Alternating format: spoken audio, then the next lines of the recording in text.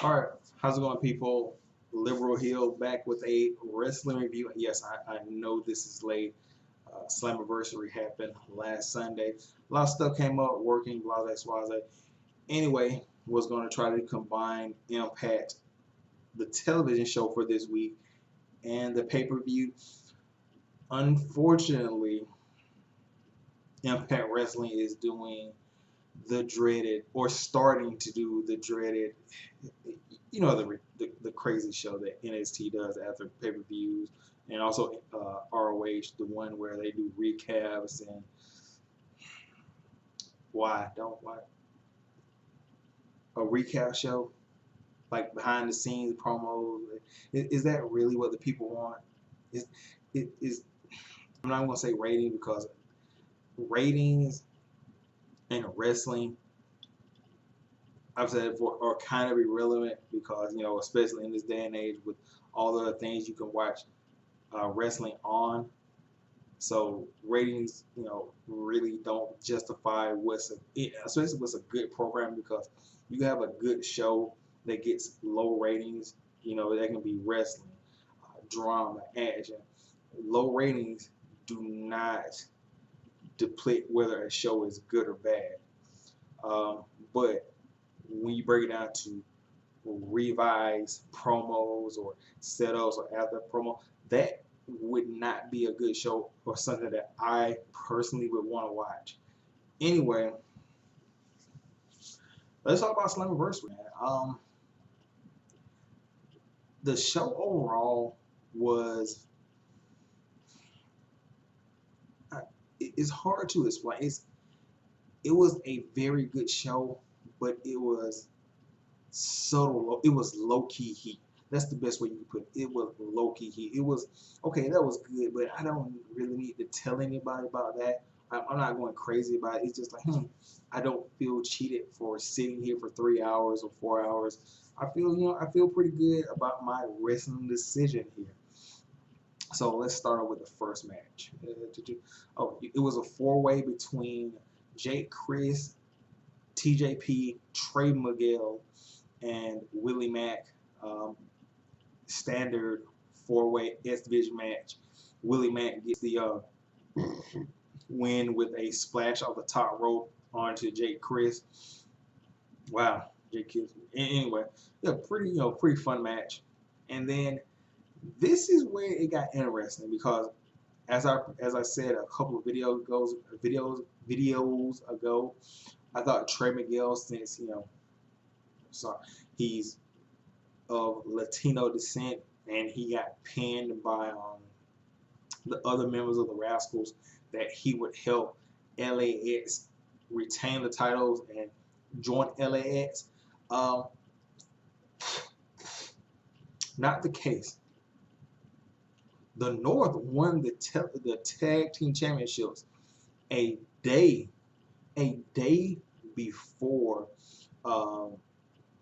the pay-per-view at Bash at the Brewery, which I'm not mad at, because look, when people go to house shows and other things that aren't televised, when I say televised, the pay-per-views, the weekly shows, they don't expect title changes. They don't really expect too much to happen. So the North winning at Bash at the Brewery, it doesn't matter that the LAS, they might want, this might have been a last match at Impact or whatever. It doesn't matter. The fact that they had the balls to do that there makes their other Twitch pay-per-views more important, because now you don't know what's going to happen. So they kind of threw that Trey Miguel situation out the window. This was a great match also. Well, you had the North dominating with their power, and then you had the two tag teams, LAX and Rascals, doing their stuff. The Rascals, you thought they were going to get a win. They hit the finisher on, I think they hit it on one of the guys from LAX. I think it was Ortiz. But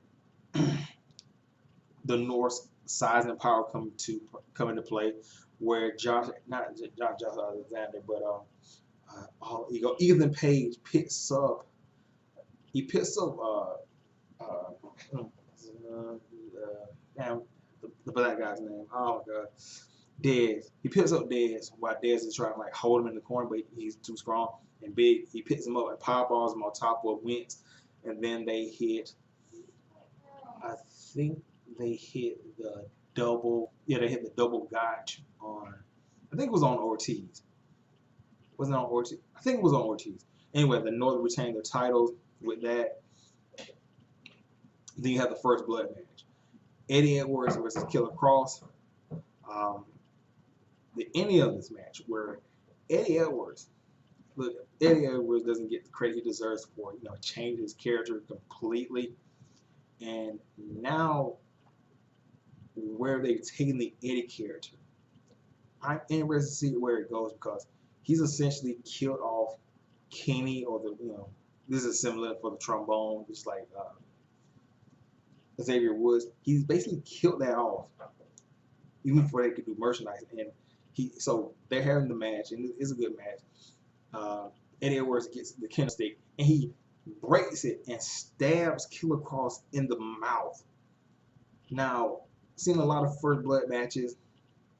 Usually, it happens with chair shots or just something random. This is one of the I might have seen it but my memory's not that good.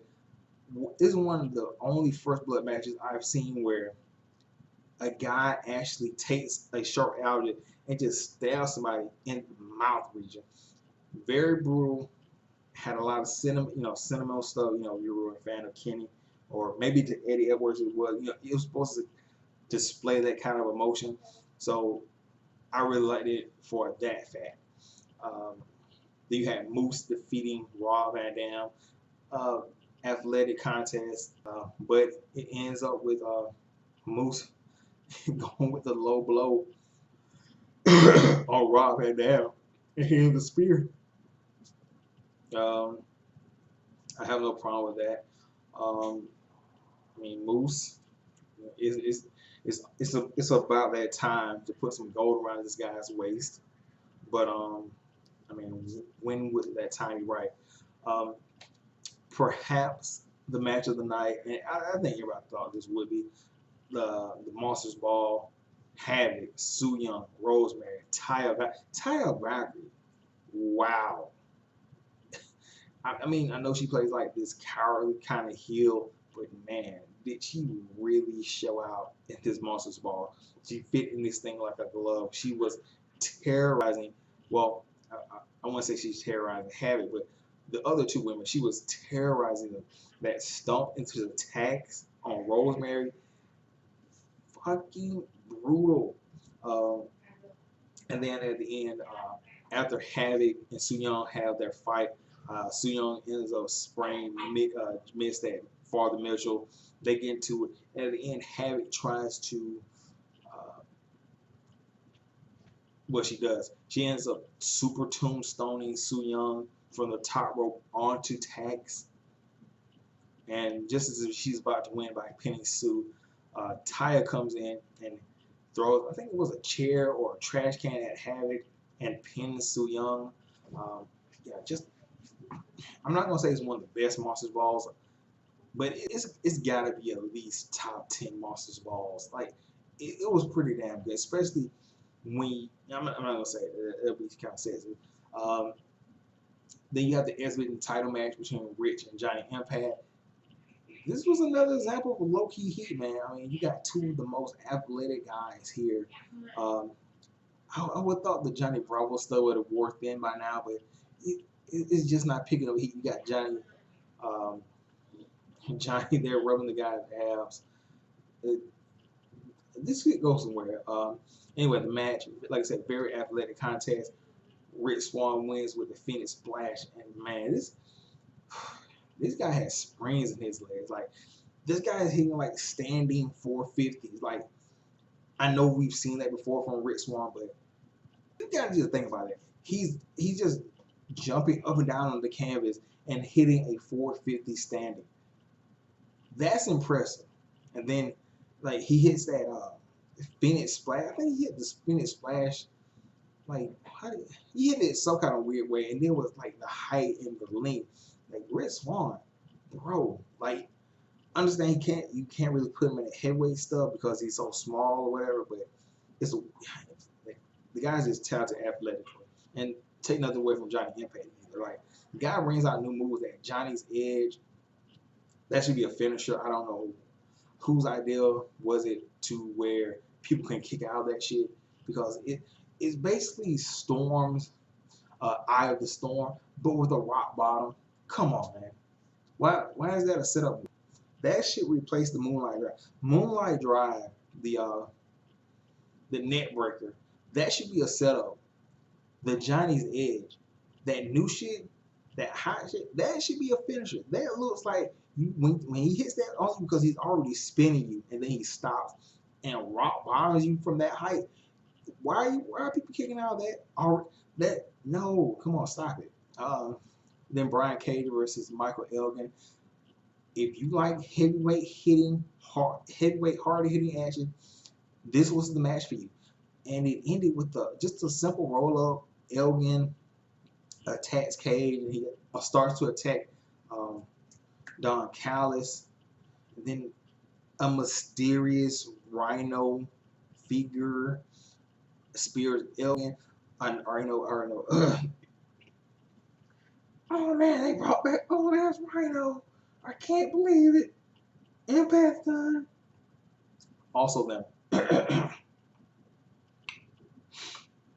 Oh man, Rhino's eating ham sandwiches on WWE. He's getting misused. He's like a wrestling legend. I can't believe it. We need to do better for Rhino. Anyway, then you had the main event, and this is where it got a little tricky, because for one, I didn't know that this was the main event, because usually the word championship would be at the end, but then people complain, oh man, they put Rhino in the main event. I can't believe it. The guys washed up.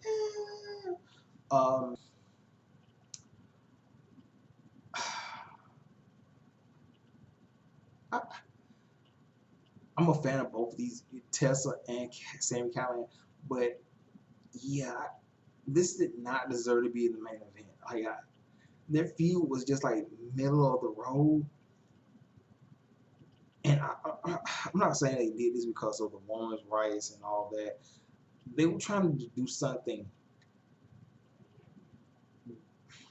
groundbreaking as far as mainstream wrestling, pay-per-view, have a main event with a woman and a man.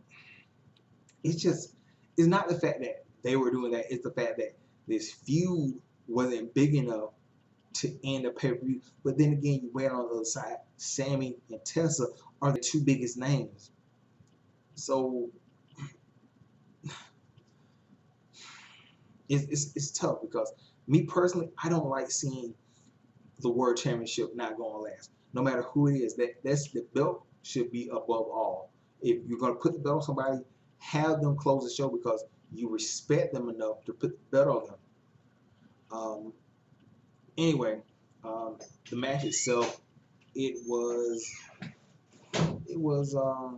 let's see, how can I describe it? Brutal, because Sami Callihan, I know you've seen like intergender wrestling where the guy wrestles the girl and he's like, whatever, treat you like equal, and they're being really soft. Sami Callihan actually wrestled Tessa Blanchard like she was a grown ass man, and he was throwing her into guardrails. When the referee back turned, he hit her with a baseball bat. He's clotheslining her still, doing the pump kick still. So in that effect, he's actually showing that, hey, you need to take Tessa Blanchard as a threat. But then again, Tessa, she's okay. She's writhing in pain from a powerbomb. So I don't know where you would take that. Do you take Tessa as, hey, I'm a badass because I take these hard things from a man? Or is it like, hey, Tessa Blanchard just got destroyed and she's crying on the ground? And where's it put Sami Callihan? Sami Callihan wins with the Cactus Special Power Driver. and I'm surprised he won because they've been shitting on Sami Callihan so bad. But where do you put Sami Callihan now? Because it's time for him to get a title. But then after this match, hey, he's a world champion, but he beat up a woman. But that's his appeal. He's a vile, disgusting human being. That's the ultimate villain. He spits in the air, spits on his hands, spits on the referee. He looks disgusting. He looks like a disgusting cult. That's his whole aura. So I don't think it would hurt him to put the title, to put the defeat Cage. But I can see how people could have a problem with it. But then what does that leave Tessa? It's like, okay, you want to make her the women's champion, but she got owned by Sami Callihan. But then again, you could say, hey, Tessa, she stood in the ring with one of the most diabolical people there. So it's a lot of, it's some double-edged swords here.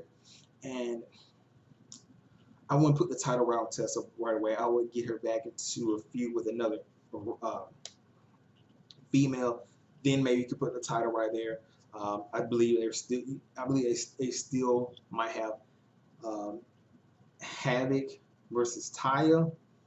That could be something right there. Obviously they're gonna do Su Yung versus Havoc. I don't know what Rosemary's gonna fit into. Anyway, but yeah, next Bound for Glory, it's got to be Callihan versus Cage. It's time to stop pushing around with it. It's Callihan. You shot him over Cage for this match. You can't go back. You can't have him. He's already lost his title shot. I think he lost to Pentagon. He won against Cage in a 6-man. It's time. It's time to put the belt on Callihan. Look, Cage is excellent, but it's like people, as soon as he got the belt, people didn't care. And I like Cage, but let's be honest, he's an excellent wrestler, an excellent guy to look at, no homo, but he doesn't draw your attention, especially on the mic. When he grabs the mic, somebody should just slap it out of his hand because that's not him. Anyway, I think that's pretty much it. I'm gonna get out of here. I'll catch you guys later.